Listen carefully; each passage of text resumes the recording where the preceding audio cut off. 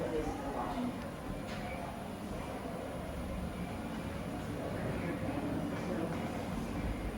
I got a stop time when he was at it last time, which was 34 minutes. I took that off. I know that he's going to probably finish it.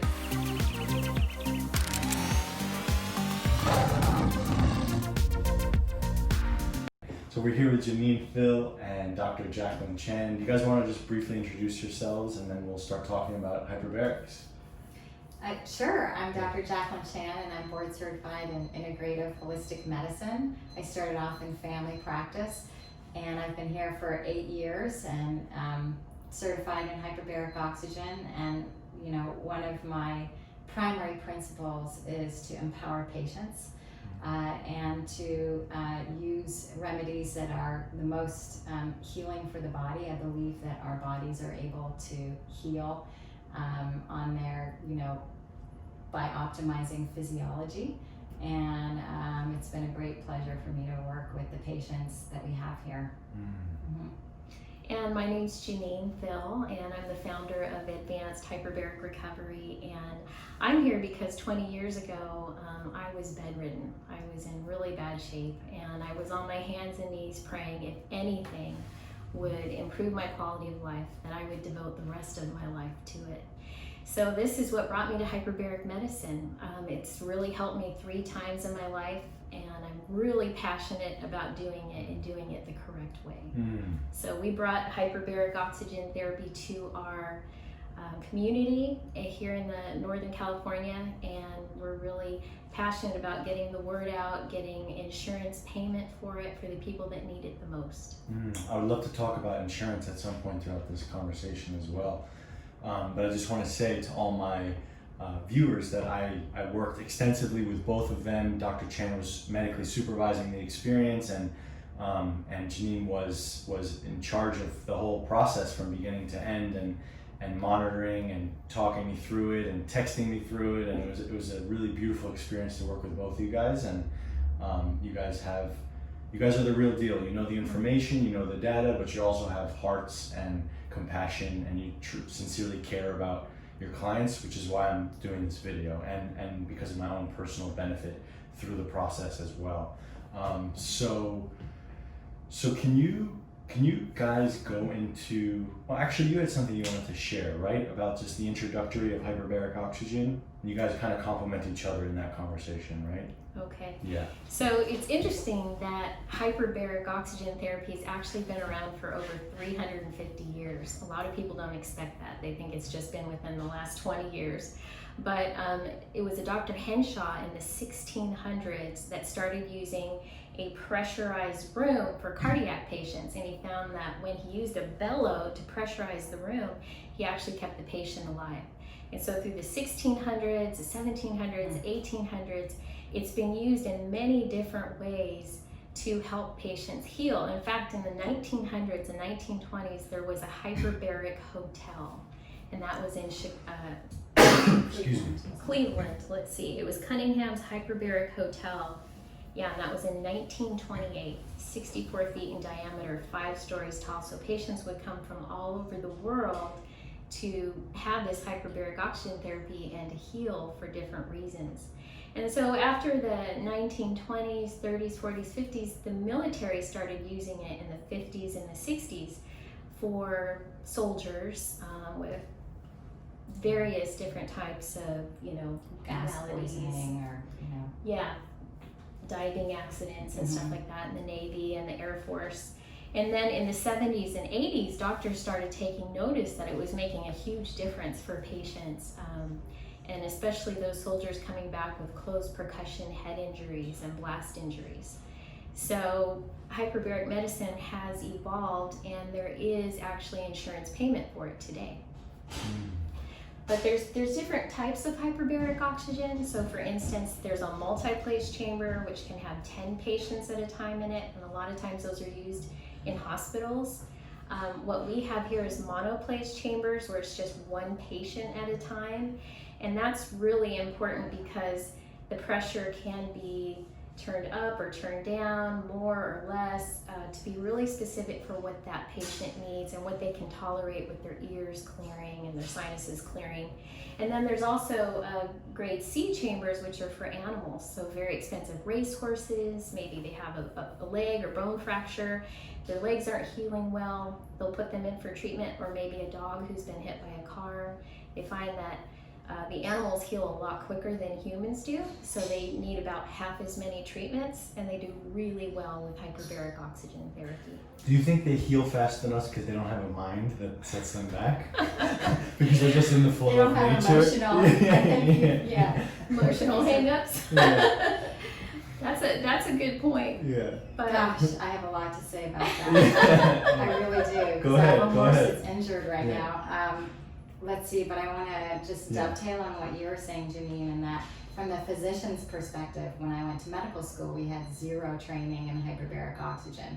And basically, you know, when I learned about it, I just thought of it as a unit in the Caribbean for people who had the bends from scuba diving. And so a lot of physicians actually don't know much about hyperbaric oxygen, and that's why we're glad that you're here to help us spread the word, because we really need people to know about hyperbaric oxygen, and then it's people who can inform their doctors, hey, have you heard of hyperbaric oxygen? Because we have just a library of research articles on so many conditions that hyperbaric oxygen can help. And so my journey personally as a physician, you know, I learned about the 12 conditions that were covered by Medicare and insurance companies, like diabetic wounds and osteoradionecrosis for someone who may have had radiation for head and neck cancer or prostate or vaginal issues. But, you know, in other parts of the world, actually all over the world, but Russia and China even, they treat up to 80 to 100 different conditions for hyperbaric oxygen. And, you know, and so just in the eight years that I've been here, I have been learning more and more about hyperbaric oxygen for neurology, hyperbaric oxygen for post-infection fatigue, for mitochondrial resuscitation. And what I've observed is this, you know, when you sit back and you think from a physician's perspective, a lot of what we're taught in medical school is you use a drug or you do surgery. And I know, like from your own journey, Josh, that a lot of what you found to help you heal wasn't from the doctor's mouth, right? It was from kind of practitioners that were thinking outside of the box and that were thinking about all the ways, different things that affect our physiology. And if you really think about it, the first signs of life happen in the deep sea on the planet. So they are in the deep sea under pressure when there's enough oxygen created by cyanobacteria in the ocean to create an oxygen level in the ocean. And so our first forms of life actually weren't in the air, they were in the ocean under pressure with oxygen. And then there was enough oxygen that built in the ocean that it came into the air, and then we started having life forms in the air. And so I find it fascinating that Dr. Paul Harch has really looked at, like, well, what's the effect of pressure on genetic expression?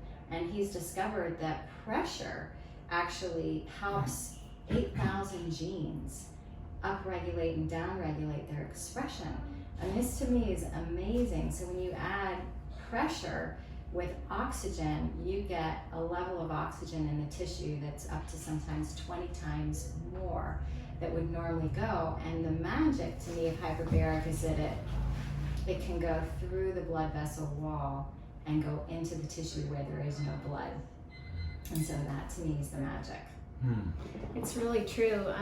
We say that hyperbaric oxygen therapy is the best therapy your doctor will never tell you about, unfortunately. Yeah. But when you think about it, you can go weeks without eating, you know, days without drinking, but only minutes without breathing. Yeah. So oxygen is vital for life. And there's actually an Italian doctor, Dr. Boerma, who did a study with pigs where he slit their throats and drained out the blood, and he was able to sustain life for these hogs in a hyperbaric chamber with just their plasma. And then he was able to redo the transfusion back, and of course they lived. They Wow. didn't all die, but it's a really powerful thing. And so we see that in other countries like Russia, bringing back to life babies who are stillborn, people who've had near hangings. They're doing things, of course, that we don't do here in the United States, but every year Dr. Chan and our whole team goes to these international symposiums on hyperbaric medicine, and we're just so excited and passionate about the studies we're hearing. For instance, there was a doctor last time from Arizona who had a young football player patient, a high school football player, who had the same injury as Christopher Reeves, the Superman from before, and he was completely paralyzed head to toe and on a breathing machine. And it took many hyperbaric treatments. It's no joke, it was 200. But at the 200 mark, he was able to be taken off the ventilator, and he had use of his upper body. He was only paralyzed from the waist down. So it's life-changing for patients if they can get in. Yeah. Can we rewind for a second and just, what is hyperbaric oxygen at the simplest level? If both you guys can explain it together or individually, however, at the simplest level, what is it? I would say hyperbaric oxygen therapy is medical grade 100% oxygen under pressure in a hard chamber. So those three components are really important. It has to be 100%. It has to be medical grade, because there's different grades out there, and it has to be a hard chamber to get the same effects or results that all the research is based on. So those proven patient protocols are based on medical grade oxygen, 100% in a hard chamber. I'll explain from a kind of a patient's perspective. So there's these big holders of oxygen that are in an oxygen room, and they get piped in, and you never see them. They're huge.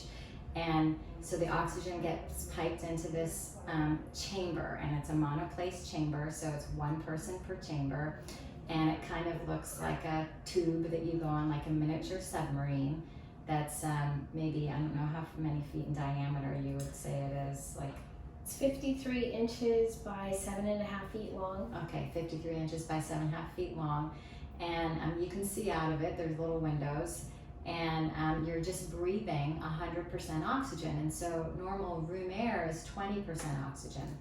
And so basically it's like breathing really, really, really fresh air. And we have a little movie that you can watch on the outside if you want, if you choose, or you can just bring your own music, or you can just have silence. And we have cotton blankets for you to put on, and a little glass of water if you'd like. And then you just relax. And the one thing that maybe could be uncomfortable is the need to pressurize your ears, just like as if you were diving or if you were in an airplane. And it's about an hour and a half to 2 hours. And there are 30 different levels of hyperbaric oxygen and times that we prescribe. So not everybody gets the same amount. Some people are just in for an hour and a half. Some people are in for 2 hours. And that's what it's like as a patient. And then we give you stress. Yeah, and to explain a little bit more on what it actually is when you're breathing this oxygen, like just at room air, like we're breathing 20% oxygen now, that oxygen is going into our lungs, diffusing into our tissue. Well, into our tissue, we only have about 104 to 140 millimeters of mercury of oxygen in our tissues. But in the hyperbaric chamber, it goes up 24 to 30 times that much. So you're breathing that 100% oxygen, and now you have 1,458 up to 2,000 millimeters of mercury of oxygen in your tissue. So that tissue oxygen concentration is key for that non-healing wound to start healing, or it's key to have a direct kill on that infection that the patient might have. So it's building tissue concentration of oxygen. Also key for cellular energy, for DNA. Connective tissue, growing new connective tissue, helping even bone fractures heal. So we know that the physiological effects of hyperbaric oxygen are diminishing inflammation, growing new skin and new tissue. It's like telling the body to grow new tissue. the bones can heal, so there's more osteoblastic activity and osteoclastic, it's in balance. And then it'll kill anaerobic infections, so any bacteria, virus, parasite that doesn't do well with a lot of oxygen, it will kill that bug. And it also helps with the mitochondrial resuscitation. So the mitochondria are probably a lot of I would imagine your audience knows what mitochondria totally. are. Yeah. So the little powerhouses inside our cell, and they produce ATP. And they can be kind of poisoned. They can be poisoned by chemicals and toxins, and including sometimes pharmaceuticals that are intended to help in certain ways. And so the oxygen will actually help revitalize those mitochondria, and it goes into your electron transport chain, which is right in the intercristate line of the mitochondria, and will donate oxygen and electrons, and then that produces the ATP. And there's a few things that you need for that process to work well. One, which is based on the complexes that are on the mitochondrial membrane, and one of them, which is actually in the first complex, is CoQ10 or ubiquinol. So there are certain things that I think functional medicine can really help. I like to put patients on CoQ10. I like to put patients on, measure their thyroid levels and make sure that their thyroid hormone is balanced, because that's the most important hormone that makes the efficient use of oxygen in our body. So there are things that interplay with the optimal use of the body's use of oxygen in the body. There's another thing which I love is that with one hyperbaric treatment, you actually have twice as many stem cells. That's right. Yeah. So those stem cells are developed in the osteoclast and osteoblast of the bone. And so twice as many stem cells. I mean, people are getting IVs and injections for stem cells. But I did it. Yeah.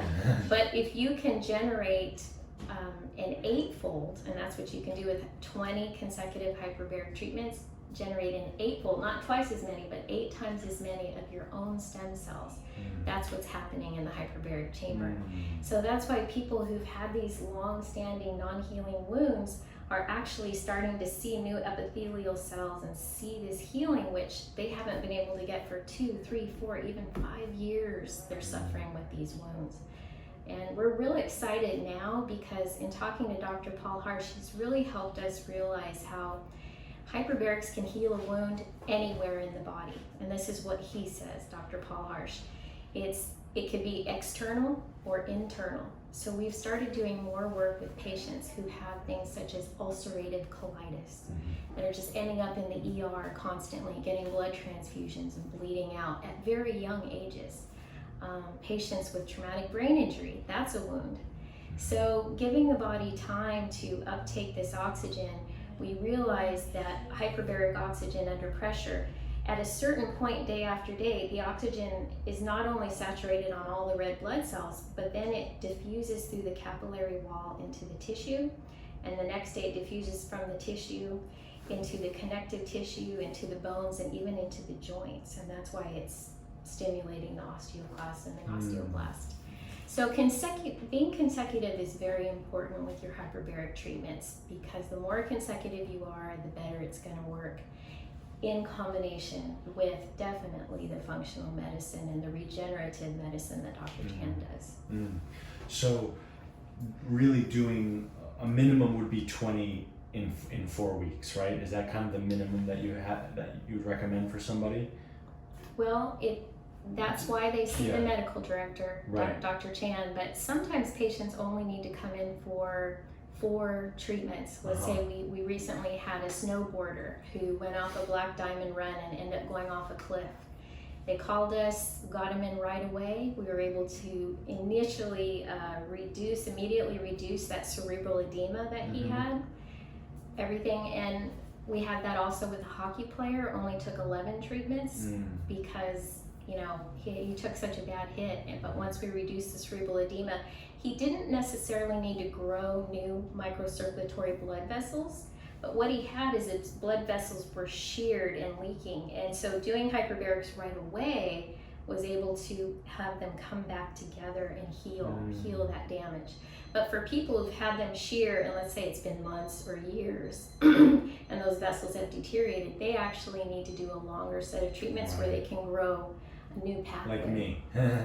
Grow a Years new of pathway. fighting And and I- trauma. Yeah, so I just wanted to kind of dovetail on that, is that the timing is really important. So for nerve damage, if you can get the hyperbaric oxygen within 6 months of when the damage occurred, then the results are a lot better. Same thing with sudden idiopathic hearing loss. You know, if people can come in within the first 2 weeks, or God forbid if they had like an ischemic retinopathy and were losing their vision, then they need to come in like within 24 hours.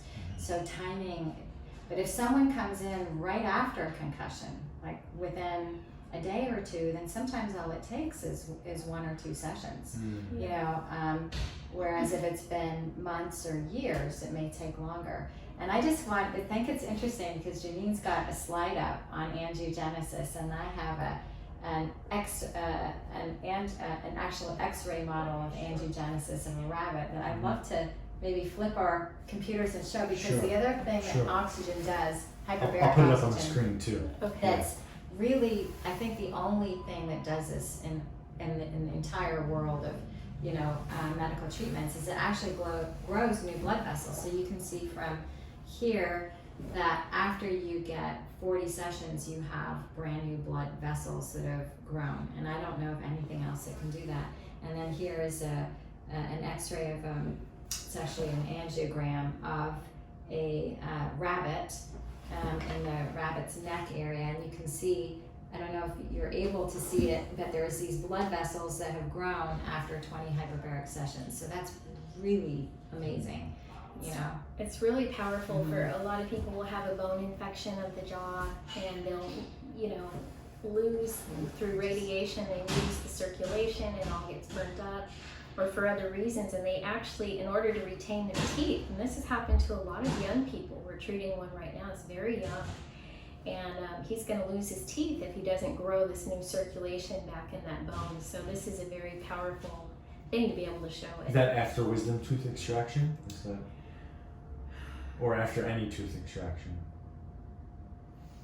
I think it's really a case by case. In his situation, he had an infection and it went deep into the bone and it wasn't responding to antibiotics. I see. Okay. Yeah. I can think of lots of different reasons: bad root canal, wisdom tooth extraction, HPV infection. There's been so many different reasons why we've seen patients come in. I see. Okay. Yeah. There's a couple really dramatic cases. I can just mention right now that I'm thinking of. One was actually an ICU nurse, and she was in a car accident, and she did not have a concussion. She just had whiplash. And then she was pretty much completely dysfunctional afterwards. And she ended up being in a dark room for 90 days, which is what the neurologist told her to do. And she had a 3-year-old daughter, and she couldn't care for her daughter. She couldn't work. And then she said, something's wrong. I've been 3 months in a dark room. And he said, well, let's do an MRI. And they found out that she had actually had a bleed in her brain. So the concussion, what happened is the membranes in her brain were really scarred from meningitis when she was 4 years old. And so when she had the car accident, her brain went back and forth, and the membrane sort of sliced through her brain, and she had a bleed in her brain. So she came to us 9 months after basically a cerebellar stroke from bleeding from a whiplash accident. And she had spent 9 months in a dark room, not being able to function. And after just 3 weeks of hyperbaric, she was back to work full time. It was unbelievable. And I remember when she called and she started crying because she was able to hold a birthday party for her daughter. And that was her dream come true. Was to be able to celebrate her daughter's birthday party, because she couldn't be around any, noise or commotion before that. And so that was one of our most dramatic cases that I've seen. And then we have another one, a young man in his 20s who was about to have surgery for his colon. He had Crohn's disease, and I think it was also just like 2 weeks of hyperbaric, and we saved his colon. He was having 15 bowel movements a day, and he went down to just regular 2 to 3. and his colon was saved. He was just 2 weeks away from having his colon removed, and he's a young father, 2 children, and had tried every medication. So that's when we started the shift of thinking of internal wounds as well as external wounds. But the thing is, both of those cases that I just mentioned are not considered one of the top 12 conditions that are covered by insurance. And that's the tricky thing, is that it can be really helpful for some conditions that are not covered by insurance. But if you think of what it costs to your life to not be able to work for a year versus being able to get back your functioning, it's well worth it, you know, for many people to have their lives back. So there's 12 conditions that do insurance pays in full for these 12 conditions. I'm going to put all 12 conditions up on the screen right now. Okay. Other than those 12, an individual has to pay out of pocket. Is that pretty much how it works? Yeah, unfortunately, that is the case. We have set up this facility here in our forever home in San Rafael to actually be able to do case studies. And so we see when like an elderly patient is brought in for a non-healing wound and they have dementia. And for instance, at the end of them healing that wound, their dementia goes away. They recognize their kids and they say, hey, when we get a new fridge, and where's Uncle, Harry? And, so we see improvements in the whole body, not just the one thing they're being treated for. And so we have set up the nonprofit 501c3 Hope for Healing Institute in the hopes that in the future we can do case studies. We've even set up all the medical grade air piping to be able to do that, a placebo to the chamber in order to do research. So we're really hoping to be able to do research in the near future and prove, we see improvements with dementia, we see improvements with traumatic brain injury, and we're hoping to use some of that towards getting the veterans treated, use some of that towards getting more people on board with paying for hyperbaric oxygen therapy for people. Yeah. And I also just want to say, because, research is time consuming, it takes a while to publish, it's a long journey.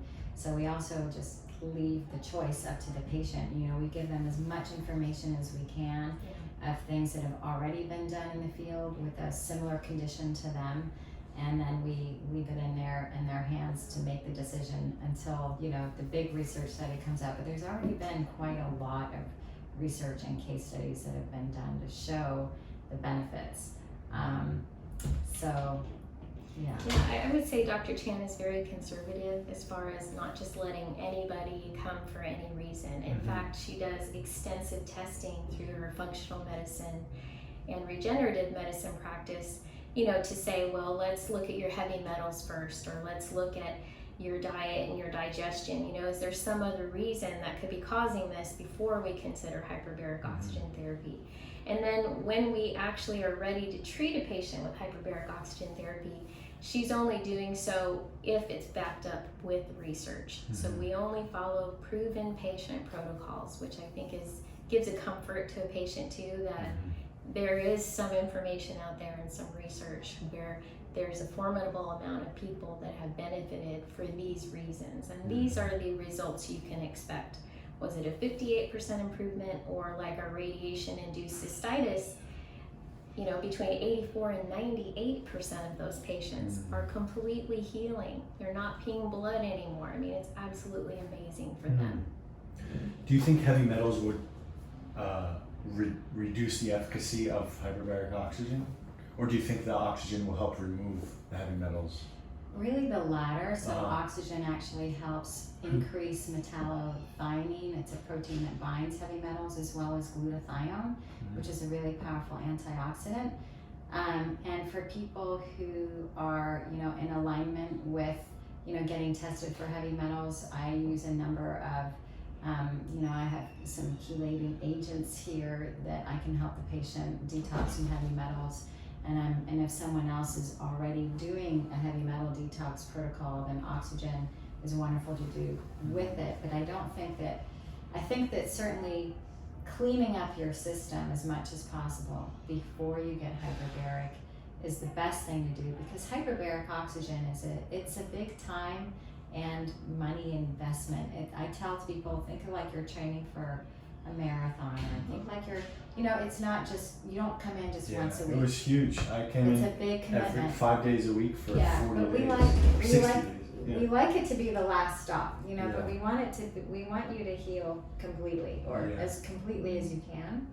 And so if you're doubling your stem cells with each session, it's nice to do that if your body's already been cleared from Yeah. heavy metals or from environmental toxins, which certainly that's what you're about, and you Yeah. you know, experience your own improvements in that way. I want to talk about detox just a little bit. Sure. You know, you think about those 12 to 13 things that insurance pays for. 2 of them are for detoxification, because one is for if the patient has had cyanide poisoning, Mhm. this is actually paid for. That's Another reason is for carbon monoxide poisoning. So the oxygen will replace the carboxyhemoglobin in the blood, completely take it out of there. And so this is a very powerful detoxification, but yet gentle detoxification. And we've actually had really good results for patients who are going through drug rehab.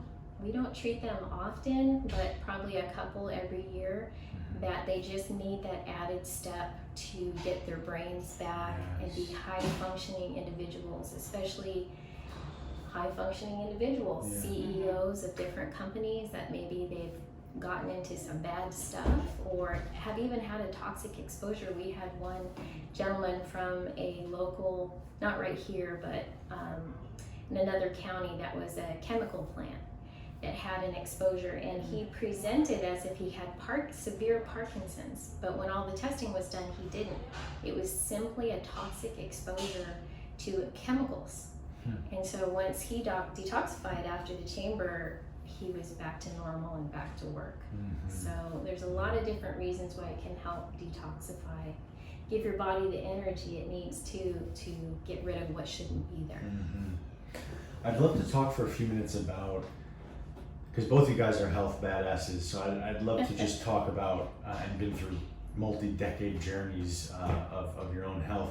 I'd love to talk about what are the essential pieces of the puzzle for you and for your clients, and what in terms of diet. It doesn't have to be long explanation, but just water, diet, supplements. What are the core things that people can start doing now, either before they come to the chamber or just in general for their own well-being? You know.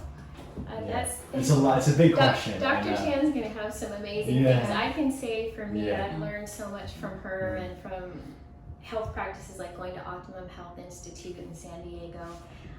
Cleansing is so important every 6 months at least, because you know these are our body filters, whether they're our lungs, our liver, our kidneys, our gallbladder, and you as you get older, you have a lifetime of toxins built up, and you've got to take the time to do a week cleanse or a 3-day cleanse at least, and that's really going to help your body function. If you think of it as a motor, we tell patients this with hyperbaric oxygen. You know, it's what you put in your motor and how it's going to function. Think of regular oxygen as fuel, but hyperbaric oxygen is kind of like jet fuel. So anything you can do to clean that motor before you come in is going to make it work even better. But Dr. Channel has some wonderful things to say about general health. I mean, I see a lot of people with chronic fatigue syndrome and post-infectious fatigue, you know, whether they had Epstein-Barr virus or mycoplasma or a spirochetal infection, as in Lyme disease or Babesia, Bartonella, ehrlichiosis. And how I describe it to people is, let's say you've been given $100 a day to spend, like $100 of energy. And if you spend 120 every day and 120 and 120, then eventually you develop debt.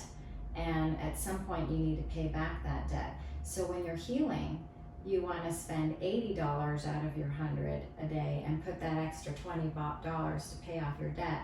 So you want to actually expend less than 100% of energy a day and have more to build back your strength. And so that's maybe one of the hardest things, is for people to actually look at energy efficiency and look at what takes energy in their life, takes away energy, and what gives them energy. So the more you can do things that give you energy back, like for me, that's being with my horse or getting a massage or taking a bath.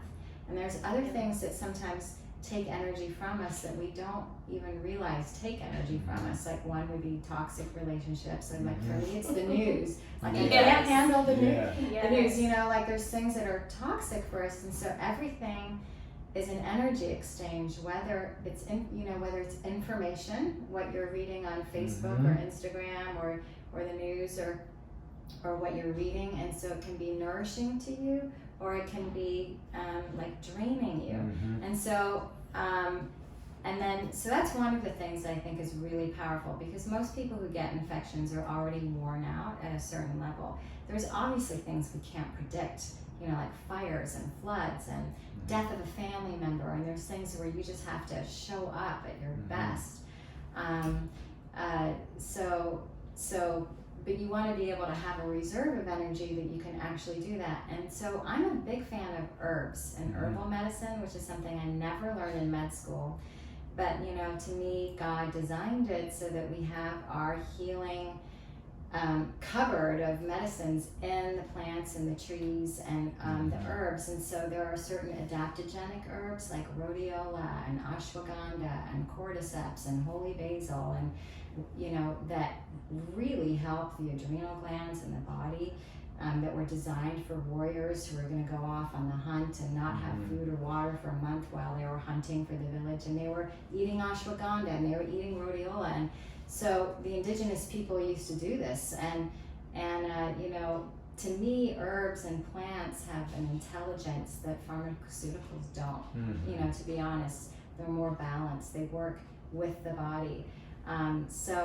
And I'm really a big fan of proper quality of herbs, because herbs aren't really monitored in the United States for quality. So I like to use herbs that have been tested, that are, I call them doctor brand, like usually it's just physicians who have access to them because they're powerful. Some of our herbs, you know, just one drop of this herb can really have an effect on someone's body. So they're really powerful. They have to be in the hands of someone who's trained to guide you in them.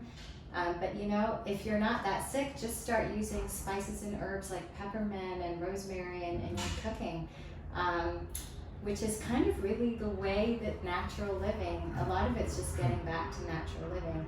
I actually was certified to teach aerobics when I was in college, and I was almost a dance major, so movement to me is really important. Movement.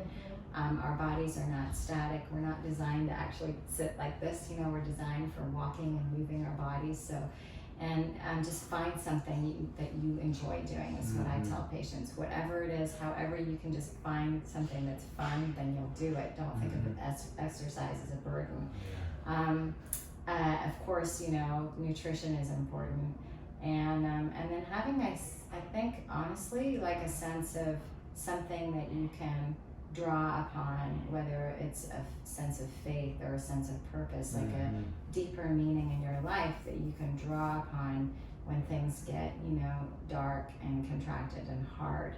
And I think to nourish that source of faith, whatever it is, because we need often to go back to our, you know, our still point inside, our stillness. You were talking about animals and you know why they heal so much faster. And I have a horse, and I've been learning because she's got an injured knee right now, and wow, I'm just learning how powerful it is to come to her from my place of stillness and commune with her, and how much she can shift her own energy in response to me. It's really amazing because they don't suffer like we do. They just don't suffer. Pain, but no suffering. They don't. Yeah, they have like a different, you know, relationship to their mind. You know, gratitude is really important. And then being educated. And you know, some of my patients, they try to learn everything themselves, and it's exhausting. And I'm like, you know, let me do that for you. You know, just find someone on your team that you trust their opinion. Like, you know, let Janine, you know, let us both help you with the hyper. You don't have to do all the research on hyperbaric before you come in. Like, that's what we're here for.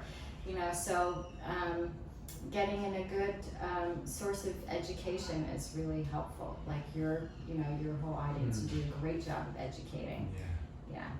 I really like what you said about getting your information from others, because I've been someone after having gone through what I went through, that stopped trusting anybody, right? I like stopped trusting any doctor, any person of authority, and I took it all on my own, and I did all the research and all the guess and check, and messed my body up at times and helped my body other times. And I think it's really beautiful to have someone who you do trust, who you can go to for support, because we all need coaches, right? I'm the detox dude, and I need coaches. And I go to Dr. Chan, I go to Janine, and I ask them questions. And I've been hassling Janine for 4 months about hyperbarics and nonstop about all these questions about it, and you know, is this normal? Is this normal? What about this? And what about this? So we need coaches. We need people, and that's one of my messages on this channel, is that we cannot do it alone.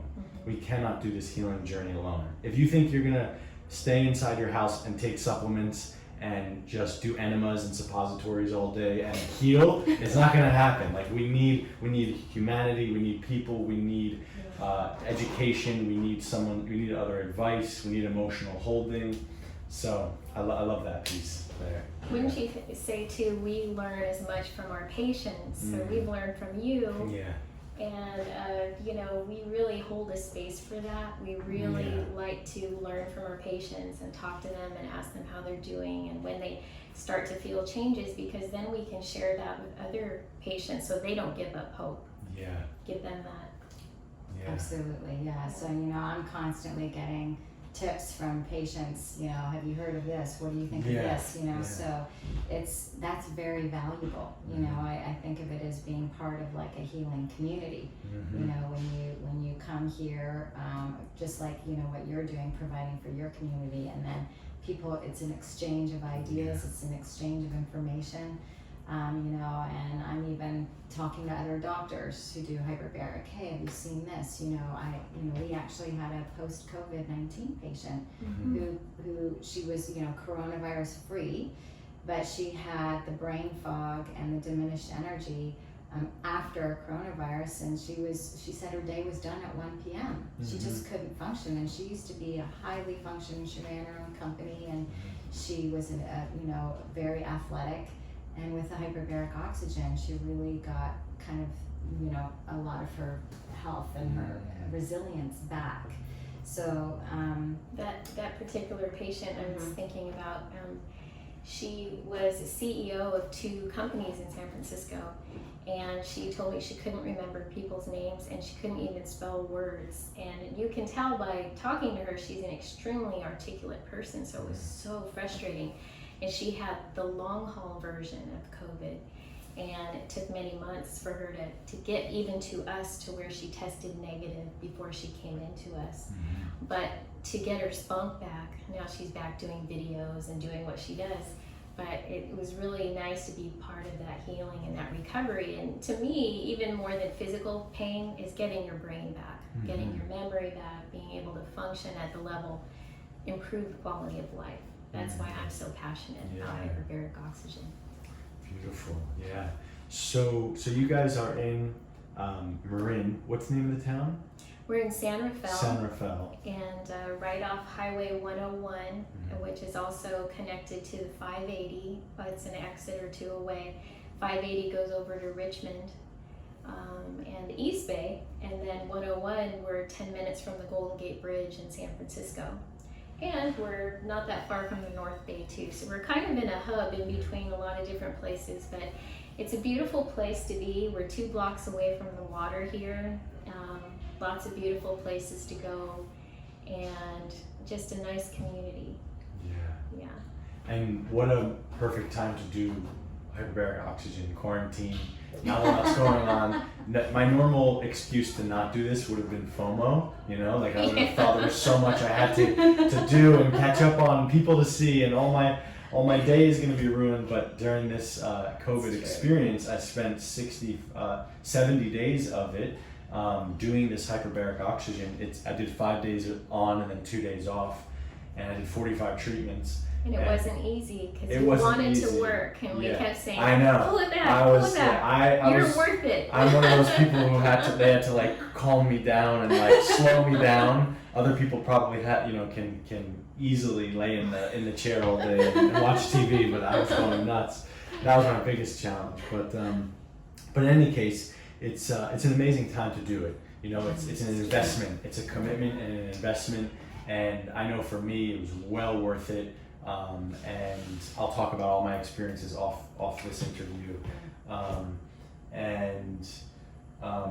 Yeah, it's just a great time to do it, you know, because there's time. We have time on our hands. I know. I actually would love to just share my own personal Sure. journey with Hyperbaric. Sure. You know, I fell off my bicycle when I was 14, and I was in Ireland. I was like bike touring with my dad, who's a big time cyclist, for fun. And I had a concussion. I woke up in the hospital in Ireland, and I didn't know my name. I didn't know what country I was in, and I couldn't remember how to walk. And they kept me there for a week, and I'm sure I had a cranial bleed, but in Ireland back then they didn't do CAT scans or MRIs of your brain.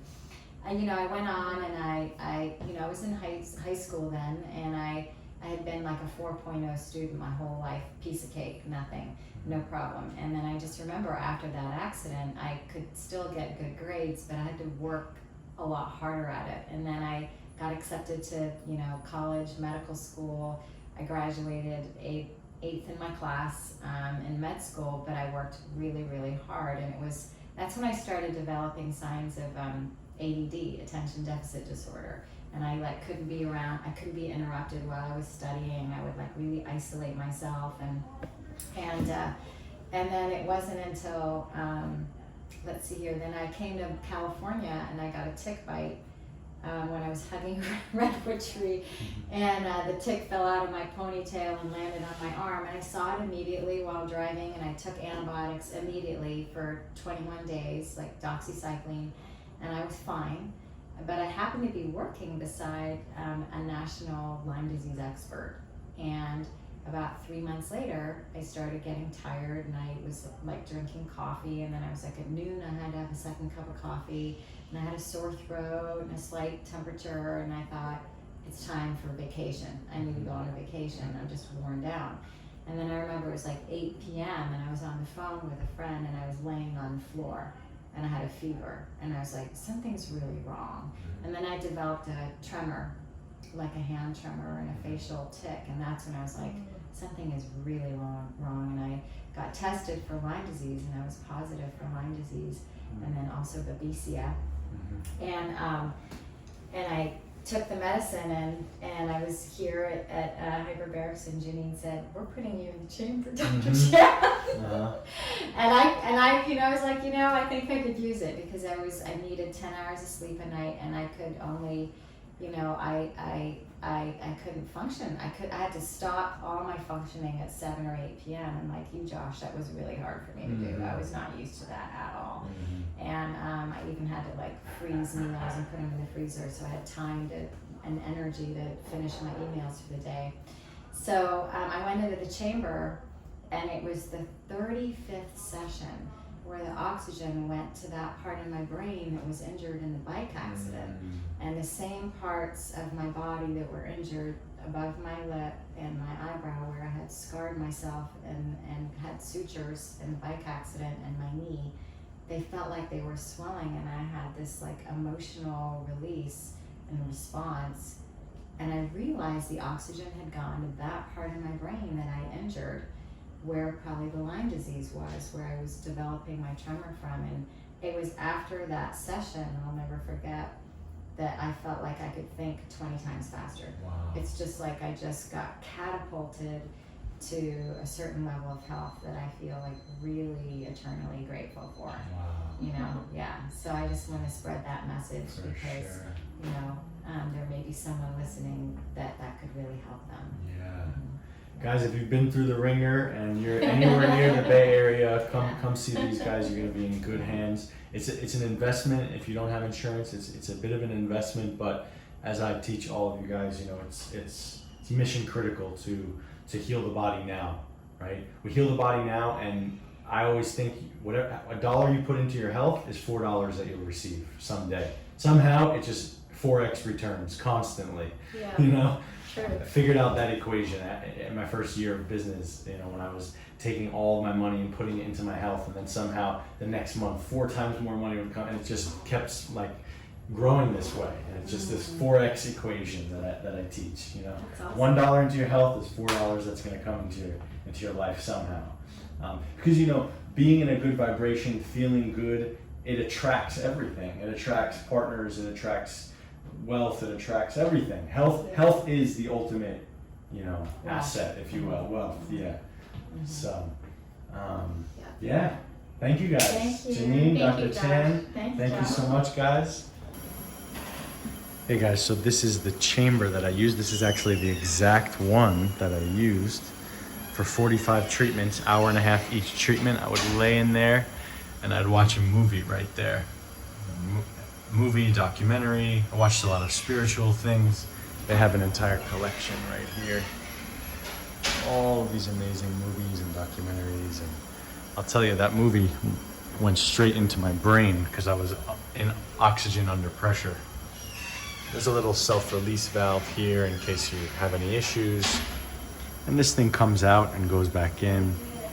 And it's really a relaxing experience. I would look out at the trees. I would look out at those trees for hours. Hour and a half each day. But really, it was an hour 50 because time to go down under pressure and then time to come back up. So